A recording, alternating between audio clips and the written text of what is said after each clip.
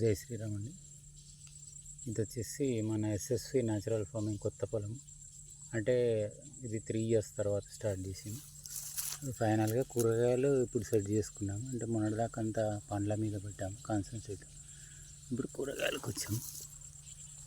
Cabbage ఉంది, ఉల్లి ఉంది, పాలకూర, అంత పల్లి, ఉల్లి,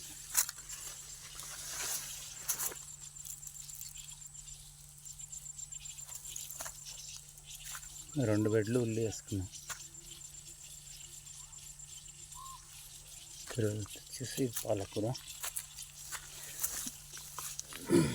పాలకూర, మెంతెం కూర, కొత్తిమీర, బీట్రూట్ ఇందులో వేసి, మనది వచ్చేసి ఎస్ఎస్వి న్యాచురల్ ఫార్మింగ్.